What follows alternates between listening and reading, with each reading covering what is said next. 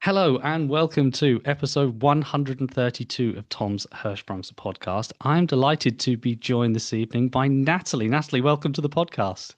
I Thanks so much for coming on. That's okay. Um, It's okay. we are here to talk about your daughter, Yeah. Esme, and her experience with Hirschsprungs. And it's been, well, quite a journey so far.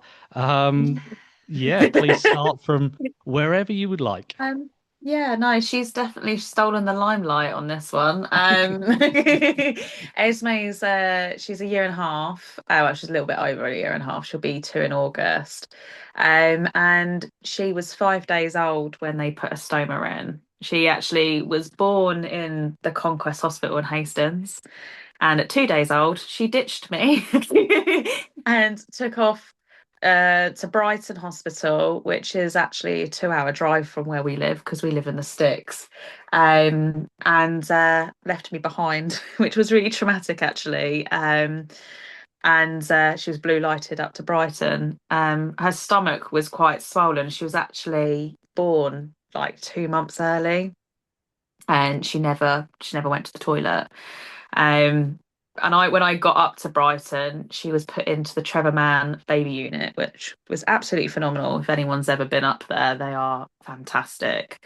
There was all sorts of babies up there that were, some of them were 22 weekers. Like, it is insane what they can do in there. But yeah, she was 5 days old when she had her stoma first put in, and she was 3 weeks old when she was diagnosed with Hirschsprung's, which I'd never ever heard of in my life. And that's actually how I came across you on TikTok, who shed some light because I had no idea anything about it. I thought instantly when they told me that it was a disease of like the intestines, that they would cut it out and she'd be fine and the disease would be gone, but that's not the case. So we've had her pull through surgery as well, and she's had her stoma closure. Her pull through surgery was not straightforward at all. As I said, she was in there for 11 hours and we had to have it in Southampton, which is 3.5 hours away from me. Um, and yeah, they closed her up, realised she had more ganglion cells and opened her back up again to get the rest of it. But she's a little trooper actually. She, even though like she has so much going on all the time, we've actually got to have further treatments and whatnot. Um, she's always so happy. Like, you would not think that she struggles or anything like that. She is such a happy little girl. We've literally just done a massive fundraising thing for Ronald McDonald House, which we always stay in. And she's greeted everybody with a smile on her face. She loves the attention, absolutely loves it, even from all the nurses. Um, and we just raised just under 4 grand. Yeah, we've done quite good. But also we're trying to raise awareness because I don't know many people with Hirschsprungs. I don't. It is so rare. And we were lucky when Esme was actually diagnosed. There was another little boy that was in the Trevor Mann baby unit, who was also two diagnosed with Hirschsprungs at the same time, and they were the only two that year in Brighton. So we actually, I do think things happen for a reason. That actually we've got a family that Esme will grow up with a friend that understands her. So that is like the most beautiful thing. But at the moment, she's doing okay. We are recovering from a bug, which I do find that it's not a 48-hour game. She's been recovering since last Friday, and it's been a week so far of her being ill, which is not fun. No, no, we are susceptible, people with Hirschsprungs. Our immune Yeah. systems aren't as great as other people, so it can take us a little bit longer to get over things, I guess.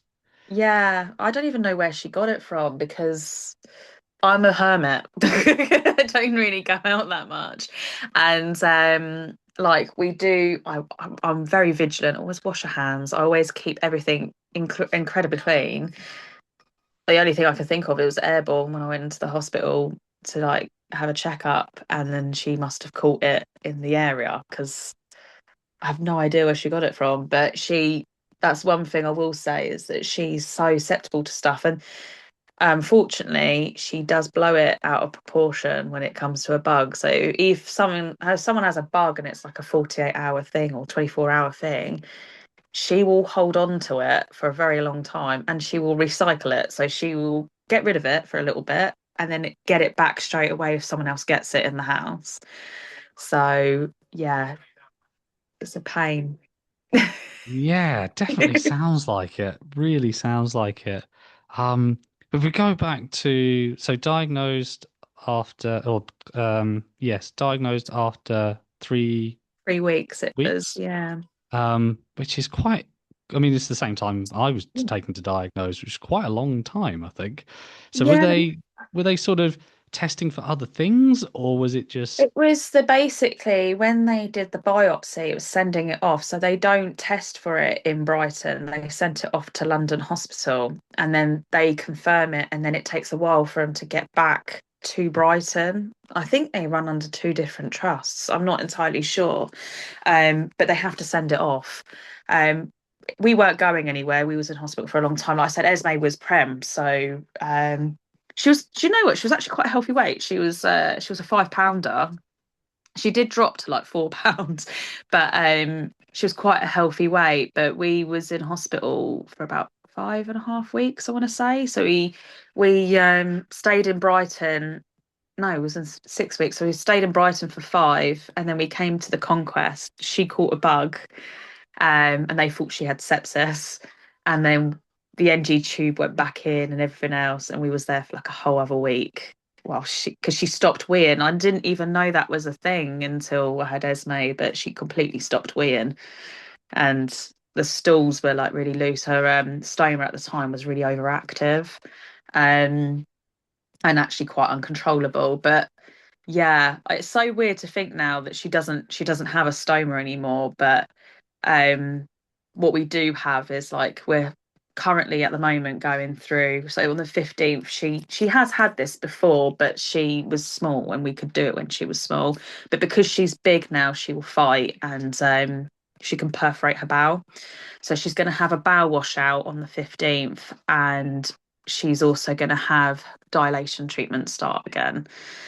So yeah, I'm a bit gutted because when she had her stoma closed, I think it was when was it? May of last year. Um, and we've had dilation treatments weekly up until January of this year. And we finally got celebrated that she was no longer going to have them. And I was really, really happy. I was like, "You're doing fantastic." And we did a little celebration and everything, and basically Esme's never been able to do a solid poo ever. She struggles, and we kept going back in. Like I was like, something's not quite right. And then I think it was 2 weeks ago, we ended up in hospital because Esme took, I think it was like 18 hours to get a poo out. She couldn't get it out. She does drink coconut water daily. She loves coconut water, and she has Movicol and things like that. So she does have medication. But the problem with Esme's pull through is that there is like a suture, I think it's called a suture, but it's about 10 centimeters up where they had to go back in. Um, and they think that she's retaining poop where it's a bit tight up there and it's not all coming through. So I think that she started vomiting and she couldn't go. And even with medication, and then they were like, she's going to have dilation treatments and bowel washouts. We've got, I think, 3 sessions. My surgeon for Esme is absolutely phenomenal. Like, if anyone ever has her, Dr. Sheaf, she is absolutely amazing. Um, she is quite confident that it can be controlled by medication, like bowel management medication stuff. If not, then it could possibly mean surgery, which is the worst case scenario. But I'm hoping that these treatments will hopefully resolve what's going on and then we can do medication, obviously. But yeah, like I said, she gets sick and then she gets it quite bad. And I feel like if she's not getting all the poo out, she's retaining the virus like as well. There is that. So Yeah, all going on then. yeah, it is. It is all going on. And it doesn't help because she's a remarkable little girl. Like, because she was so used to having a stoma. I think she was about 8 months old and she started using a potty because she refused to like she wouldn't go in her nappy. She didn't like poo in her nappy. But I think because her stools are quite acidic, when they first come through, they burn her skin. So she started going on the potty. But where you have like a flare up, I think this week I think I changed in one day like 28 nappies. She just couldn't stop. And like she's very good. She hydrates herself incredibly well, and she does drink Diarrhea. She'll just do it. She like knows her body. She's so smart. But yeah, where it's like so aggressive sometimes, and she's got like no time. The potty training goes straight out the window. But when she's normally fine, she will go on the potty, and it's yeah. That's amazing though, for say a year and a half, nearly two, to know Yeah. your body that well Yeah. is incredible. I mean that's amazing. She does like that's where I get a bit worried because she's such a massive foodie. She's like me, she loves her food, but she'll stop eating like altogether, but Mm. she will drink loads and loads of fluids. Like the fluids will triple if she's not feeling well. And I don't know where she gets that from because it's not me. I'm terrible with fluids. And she'll drink loads, which is like probably what actually keeps her out of hospital sometimes. And we do like when I say my surgeon for Ez is absolutely phenomenal. She will do anything she can to keep Ez out of hospital, to isolate her and keep her safe. So she will actually, we just recently, like I said, she did have a bug. Like I said, she's still not 100% now. She slept a lot today.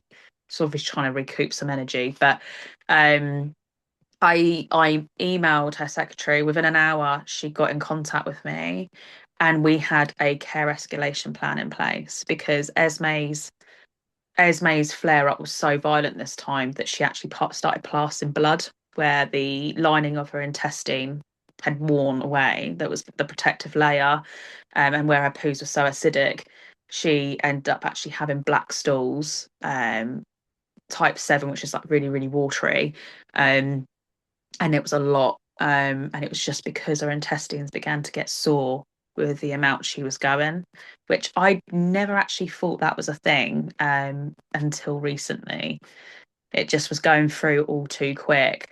But she has started eating now, but she's like I said, she's really smart. So she'll like have crackers or plain foods like toast, things like that. I do try and offer her other things just to see if she's feeling better. And she'll like if she wants to have a bit of pizza or something else, but she will always go to like the plain food still. So I always know like you're not 100%. She's not talking fully. She can. She just chooses not to. That's a different story. She's very selective. I'm going to put it down to her older siblings. um, but she, at this age, still knows her body. And she does indicate sometimes if she does have tummy cramps that she puts my hand on her belly and she gets me to rub her belly. But it's just, I feel like it's just, she's so used to it that this is the norm for her that she just, I feel this way. I'm going to do this, and it's incredible because yeah, she's going to be 2 in August, and she does stuff that I even now, if I feel rubbish, I'm terrible with drinking. I'm terrible with eating bland foods. Like I probably do the worst thing possible that makes me like more poorly, and my daughter would drink Diarrhea. Like yeah, Amazing. Amazing. And yeah, yeah, I think you're right. A lot of us are, especially when we get to being adults, we're so bad at drinking. To be honest, I'm yeah, the same. I should drink way more than I should, especially having Hirschsprungs.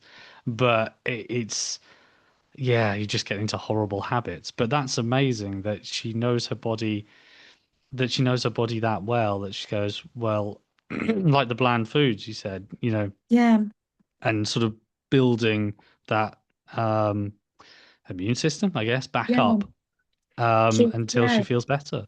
it's really smart. I mean, her surgeon said the same, to be fair. She was like, Esme knows her body. Even though she doesn't speak it out loud, she was like, even when she comes into hospital now, like she knows what she can and can't have. She will choose the better option. I'm like, I wish I could be like that because I'm not. I'm actually, I've just not long found out I'm pregnant again, Oh, which I'm nervous about because obviously we're going to have the baby in Brighton, but I'm coming up to 13 weeks now. But obviously there's a risk of Hirschsprungs again. So I'm nervous. Obviously, like now I'm a doctorate in a way with theirs. Um, but like I don't drink at all. And my doctor's like, you need to drink more. You have to drink more. And then there's Esme who sees my squash in a glass and it's like a massive pint glass and she'll drink it. She'll drink the whole thing. Like she'll just help herself. Like it's Amazing. mad. She's yeah, I don't know where she gets it from because she eats healthy as well, and me and Jordan aren't healthy people. She loves her vegetables. Like she goes straight for like green veggies all the time, like broccoli, peas, things like that. And I'm like, that's actually really good for your gut. So someone must be telling you because like Yeah. I do like she like good diet, so she eats a lot of fish and things like that are quite helpful because I find that onions cause a flare up for her, yet she loves onion rings but they don't seem to cause her a flare up, but onions seem to set her off, or leeks, like anything from that sort of family, and she will flare up, which is a Wow. nightmare. Yeah, Yeah. that's the only thing I've sort of found out. Oh, and cheap oils. So if someone cooks chips in really cheap oils, it goes straight through her.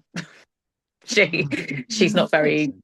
she's not very appreciative of that because she does like the odd chip. It's got to be good quality oil, though. Yeah, she's got very fine taste. Yeah, there's nothing wrong with that.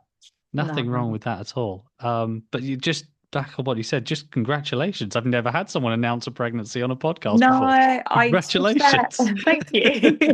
Thank you. I wasn't sure if I actually, I've been telling everyone because I've always wanted two kids, but like when Esme got diagnosed and everything that we've gone through this year with Ez, I was like, I'm surprised I haven't got PTSD, to be fair, because it has been traumatic every time. We do crack jokes over time because I've got a very warped sense of humor. It's our way of like surviving, I suppose. Um, like obviously when I say, oh, she ditched me to go to the hospital, a different hospital, that was the most traumatic time of my life. I was an absolute wreck because when we was in hospital, they didn't tell me how serious it was. I think they just didn't want me to worry. And when Esme was put in the ambulance, the lady that was taking her up there turned around and went, no, this is critical. And they went, and I was left behind because I wasn't discharged. I wasn't allowed to go. I from 20 weeks of pregnancy couldn't walk properly because Esme was on an old sports injury, so I was actually on crutches. And they said to me, if I had gone to full time, I would have been on a wheelchair because I was such a falls risk. I kept losing feeling in my legs. She was literally on a sciatic nerve. It was really bad. So I don't know how this pregnancy is going to go, so I might be doomed. But Hopefully not.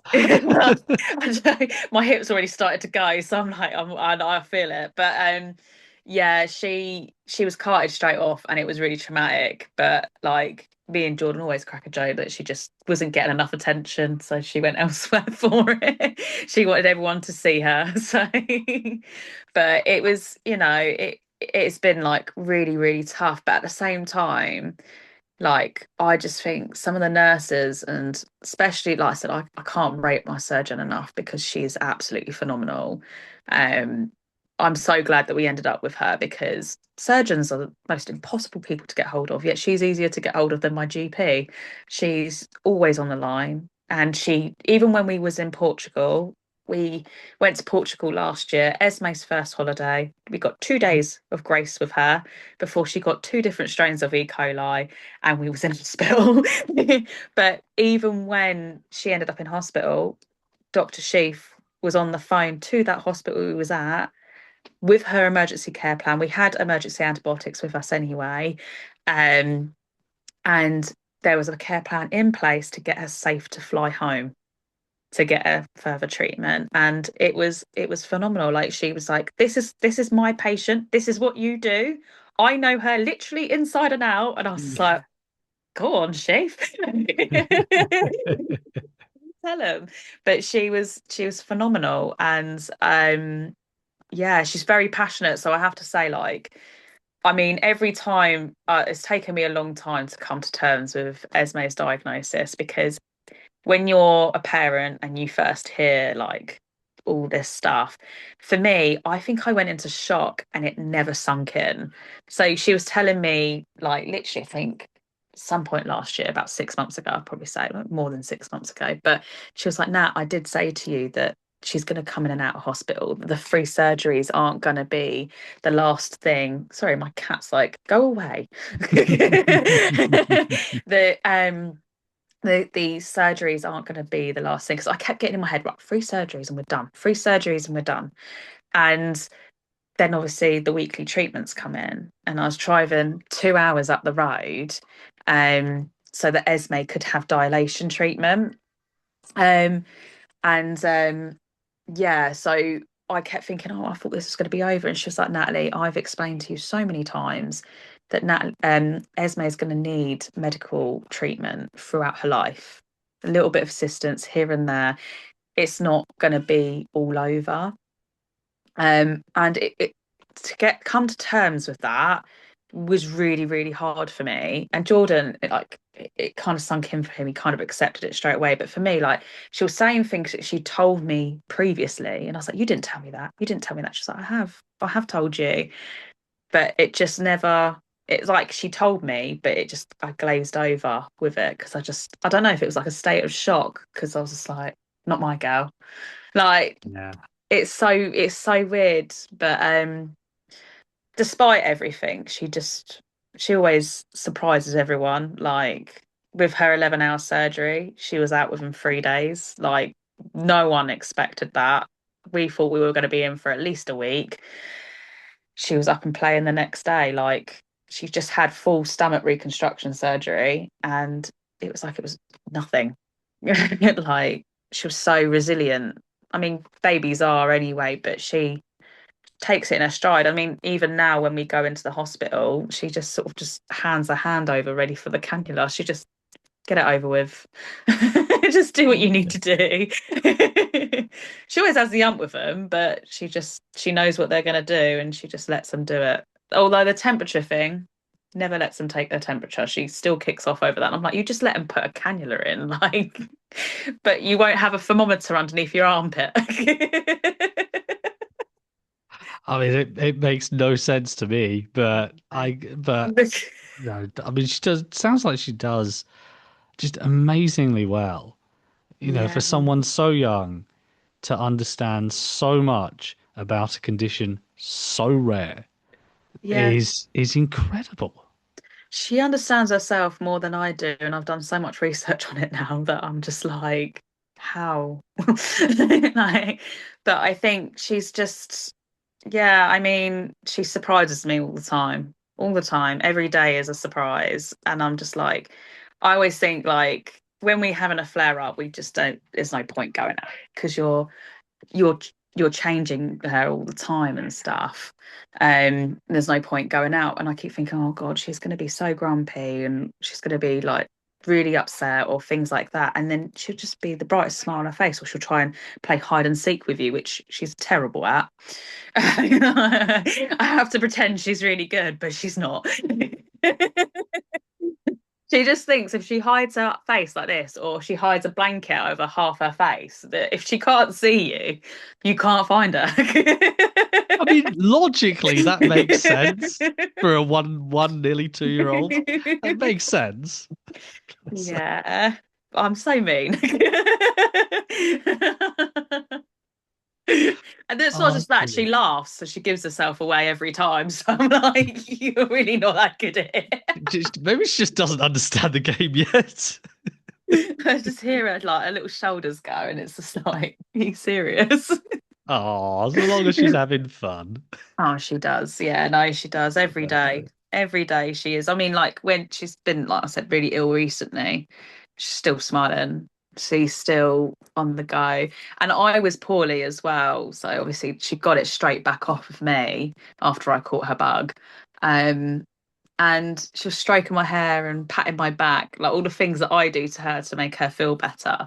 She started doing it to me, and I'm like, oh my God, baby, you felt like this? Like, and then I think, oh my God, you must have felt worse because of the Hirschsprungs. Like you must have had cramps and all this lot alongside it. And you just feel like a Terminator. I'm a massive baby compared to you. Like, I'm like dying, and you're just like, Mama, like, come on, no, Mama, like, and I'm like, how are you still going? Like, you're And amazing. you do find that with a lot of Yeah. not just Hirschsprungs, but a lot of chronic illness children. They are very resilient, very high pain tolerance threshold. So Yeah. what tends to hurt, I find this a lot with Hirschsprung's people anyway, that what tends to maybe hurt other people a lot maybe hurts us less because I guess we've had so many surgeries and a lot of Yeah. invasive stuff, and we do get the stomach cramps, and we kind of, yeah, I'm not saying we're superhuman or anything like that, but we do kind of, yeah, our pain tolerance is probably at a dangerously high level. Yeah. I feel like she's desensitized Yeah. quite a bit. Like, because there's been times where I'm like, oh my God, doesn't that not hurt her? And then she's just, yeah, no. And I'm like, where most kids would be, in bits, Esme just takes it in her stride. Like, this is like her everyday life. She just I don't know how she does it, honestly. She's always got a smile on her face, even when she's like interacting with people and stuff. And that's the only thing I will say is like sometimes what gets tiring is that a lot of people, like I suppose, were quite naive to it. I was when I first heard of it, but it's like having to explain to them that a bug's not just a bug. If she gets a cough and a cold, she might fight it, but if it affects her gut, then we're done for. Like, and it's like, Hirschsprung's is with them because the amount of people that have gone, oh well, she's cured now. And I'm like, Yeah. I wish. I know the hospital ward so well now that literally I know the nurses. I phone up and they're like, "You're right, Esme's mum." Like they know me as Es's mum. How is Ez? How is she? And when she goes in, even when she's ill, they'll still high five her. She'll walk in with her hand there, ready to like high five. And I'm just like, how? Like you're sick as a dog and you're still high fiving people as you're going through. But Amazing. I think it is just so she's so desensitized to it because even with this bug recently and her bleeding, like, having internal bleeding, she still fine. Like you would not think if you saw her in the street that she's had all this going on because she's happy. Yeah. She's so Yeah, I happy. mean that's so good to hear. Really good to hear just Yeah. how resilient she is, which is fantastic. There is something you said right at the beginning, because this isn't your first interview that you've done. You've also done some radio. I Um, did, we'll yeah. talk a little bit about that. So I wanted to give back as much as I could because if to be honest with you, if I could give so much to like her Dr. Sheaf who saved her life because if she didn't have the stoma, they told me it would kill her. Basically, she was very, very poorly. Her stomach was so swollen and she was at the point that sepsis was a thing and whatnot. It was quite worrying. Very worrying times and very uncertain. Um, I would do so much for them guys because like I could have like had no life with Ez basically if it wasn't for those people. Um and like just Ronald McDonald in general, like they've been phenomenal. Every time we go up there, they send me a care package just to take care of myself because as a mum, you just go into survival mode when your baby's sick. And I just, I don't function. I don't take care of myself. I'm literally Nurse Nat because she instantly goes into an isolation room and they don't want to make too much contact with her because she could catch other stuff. So she's so susceptible. Um, so, you know, this week recently, since Friday, I've been changing her hourly because she's been going hourly, well, more than that. Um, and that's like 24 hours round the clock. Jordan so happened to be away. So it was literally just me on my Jack Todd. But every time I go up there, they always take good care of me. And they're always like, are you eating? Are you drinking? That's Esme, sorry. If you can hear her in the background, she's kicking off. It looks like she just tried to get up the stairs and then Jordan's just got her and then took her down. Sorry. Um, but yeah, so they've always done so much for me. So I started doing hairdressing. So I've always had high corporate jobs. I've always done quite well for myself. But when I had Esme, it was quite clear that I wouldn't be returning back to work because I couldn't be reliable. As soon as she goes into hospital, I don't know how long we're going to be in there for. We could be in there for a day or it could be weeks. And I didn't want to like commit. So I started doing hairdressing and I said to them in my interview for the college, which is so weird going back to college at my age, by the way. Wouldn't it is good, but at the same time I was the old girl in there. Um, it was I said to them, I want to do a fundraiser and raise money and take care of mums like myself that just don't take care of themselves when they're in hospital. I'd like to do haircuts and raise money for Ronald McDonald. So my college tutor, Iris, has a partner who works for Ashdown Radio, which is a local radio station. He's actually got quite a big following. A lot of people do listen to him. He's very good. He used to work for Arrow FM years ago, so he's known already. Very energetic lad, by the way. I don't know how he's buzzing without a coffee in the morning, but he's always buzzing. So yeah, he's absolutely phenomenal. He actually raises money for St. Wilfrid's. He's got an autoimmune disease, and they put him in at first before he didn't get diagnosed. He was basically put into St. Wilfrid's Hospice and was very, very sick. And they said that he would never walk again or things like that. He was very ill. So he's raised a lot of money for them. And when he heard Esme's story, he wanted to raise money for her. So what turned out to be something small, which was cuts for a cause, ended up a whole month of May, we were doing haircuts, all money going to Ronald McDonald. And then we did a pub quiz. We did a radiothon, which Ryan did, which was 27 hours on a radio station. And we just raised just under 4K. I've got another pub quiz to do, which is in the Robin Hood in Nicholsham. Amazing pub, great burgers. They do such good food there. And his son actually at the moment is going through a diagnosis of Crohn's. So he actually was asking me about Esme stuff because they're not too far apart in terms of like what you can and can't eat. There's still affecting the gut, and his son is a teenager who just eats whatever and then pays for it afterwards. But he was like, "What do you do with Ez?" Obviously, I've got a little bit of leeway here because she's younger, and I can sort of mold her to like, this is good for you. Have some fish and things like that. But yeah, he's part of Ronald McDonald in Brighton and he stays there all the time. So we ended up doing these massive interviews, which I did give you a shout out, by Thank you. the way.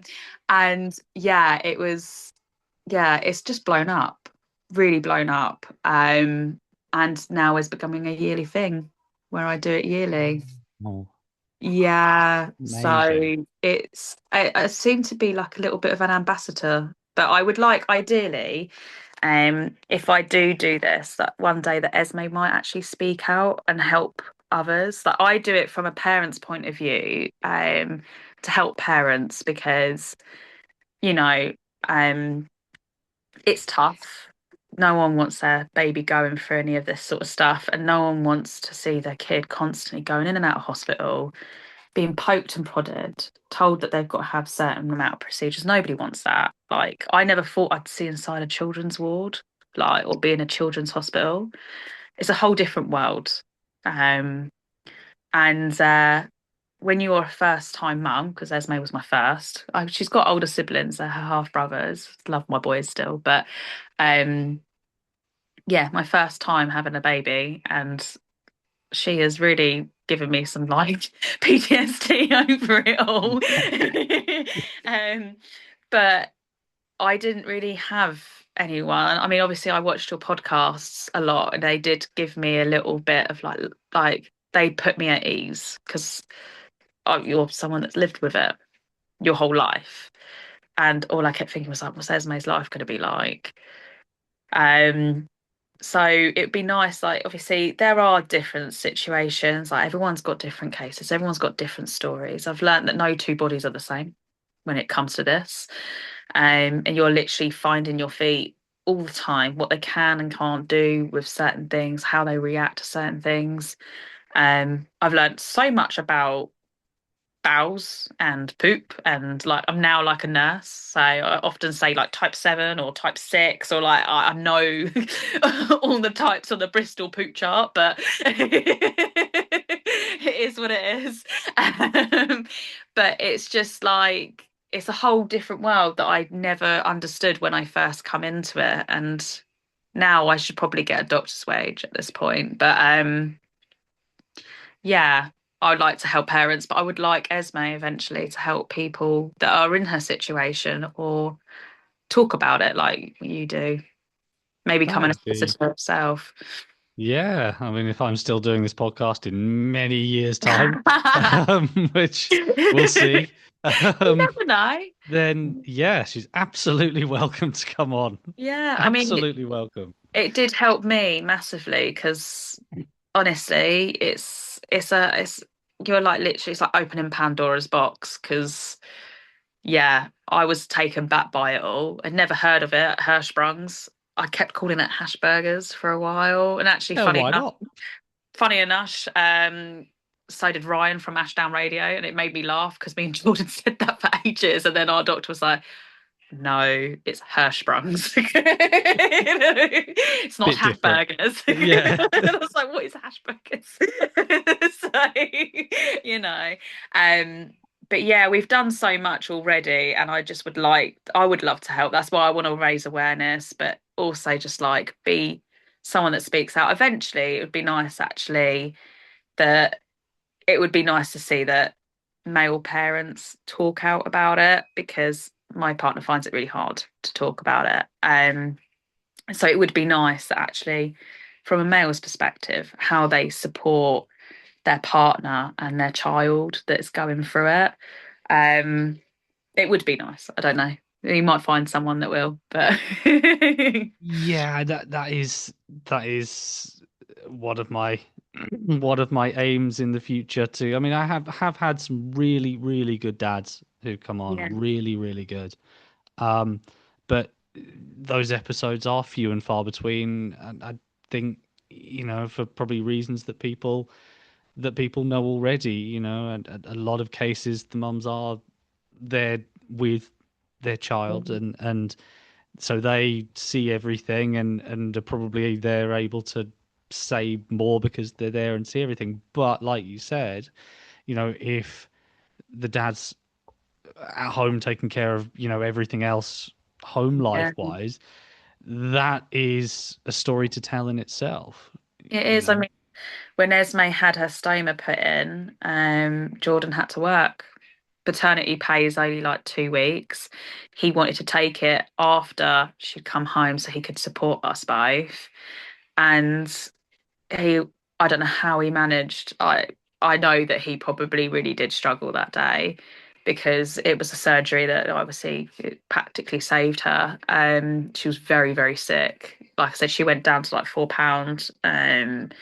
She didn't eat for like 8 days. They were just pumping her with TPM. Um, and yeah, like she was so tiny. She was like a bag of bones, bless her heart, by that point. But he was at work. He couldn't get it off. And I have actually tried to start pushing for like men to actually have longer. Like I think they should have like a year at least, because I don't think it's fair when you've got a new child like Ez, the amount of times that I've got to go to appointments, the amount of treatments we've had to go through. A lot of it I've had to do by myself. He's had to support me through the phone because I work.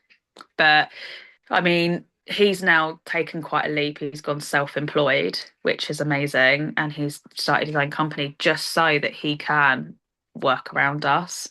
And then obviously I do hairdressing in the evenings and stuff, like with clients, and mobile hairdressing. So I work for myself as well.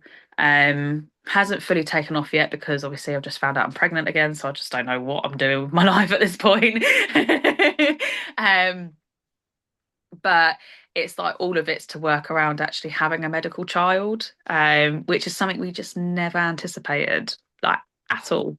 No, You always no. think they're going to be born healthy. You always assume that you're going to be in hospital for 2 days. Like I remember Jordan, you know, I packed for 2 days for the hospital. And then Jordan had to pack my clothes, which we'll never ask him to do again because that was the worst decision. Because we were renovating our house at the time, and all he'd send me in was painting and decorating clothes. So guess what he packed? And he was like, "Well, you always wear these because these are comfortable." I'm like, no, Jordan, can you not see the paint? I'm going up to an ICU ward looking like I'm a builder because that's all you've given me. Because that's all he saw me wear. So it's great.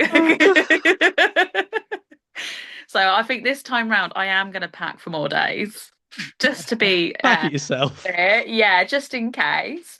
Um, and yeah, just go from there because if Jordan packs for me, it's a disaster. He thought it was funny.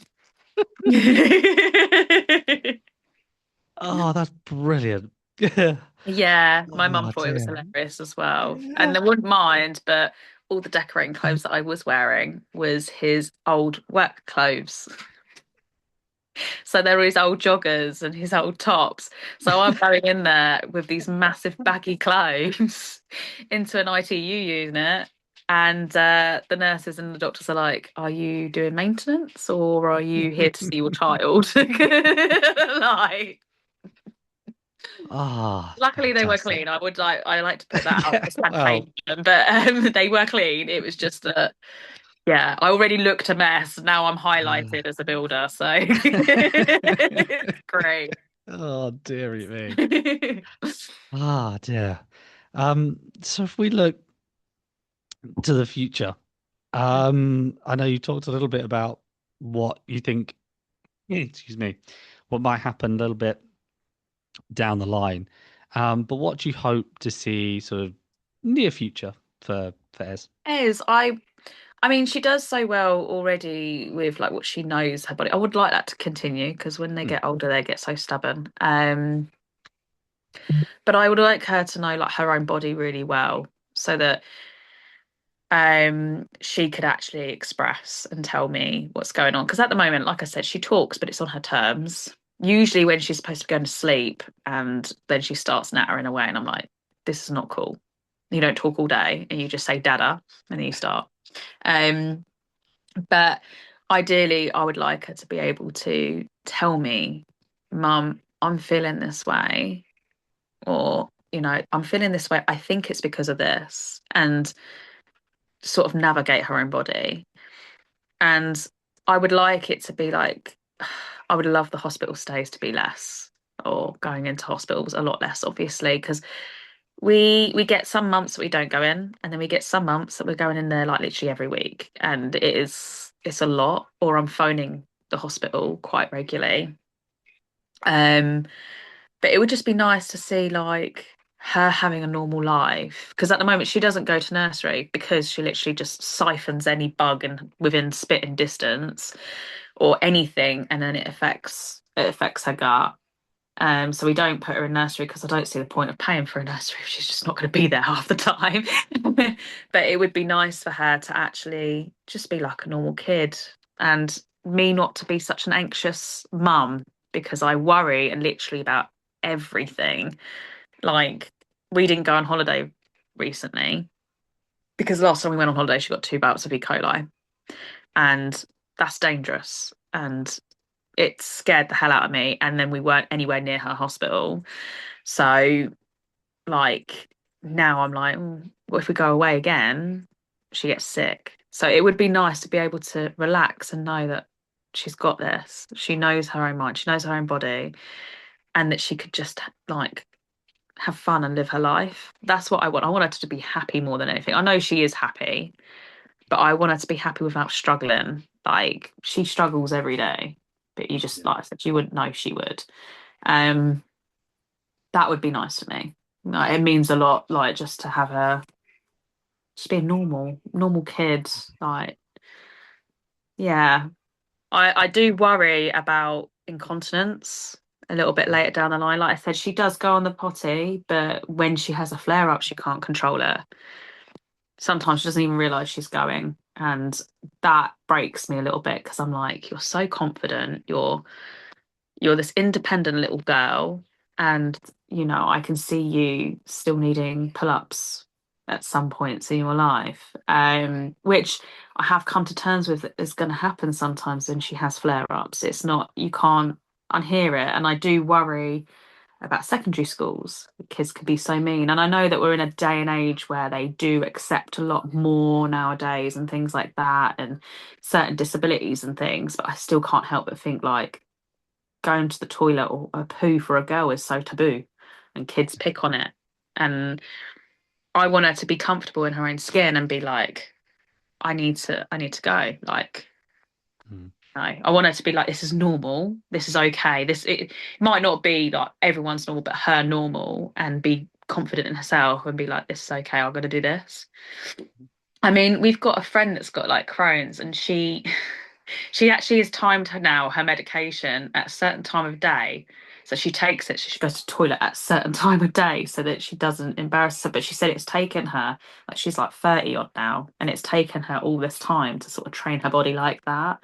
Um, it would be nice that Esme knows her own body in that way, that she can manage it. But yeah, I just that's my hope for her, less hospital stays and things like that. But I guess it all comes with time, and we're still trying to navigate it. We're still trying to find our way. Um, I'd love her to speak out. I don't know if she will. Well, guess time will tell. Women do find it a lot easier, as you said. But yeah, it would be nice that I could just relax because when you're a medical mum, you don't. I'm so guarded of her. If anyone makes her cry, I swear to God, like I will go crazy. Like she's put me through too much. You cannot make her sad. Absolutely. Wholeheartedly agree. But Yeah, no, thank you so, so much for coming on. no, it's It's been okay. so, so good to chat to you, and obviously wish you, as Jordan and the pregnancy, all the very, very best for the Yeah, no, thank future. you. Yeah, no, thanks, and thank you for listening to me because I do ramble on. No. Thank you so much for coming on. That's all right. I'll speak to you soon, okay? Thank you.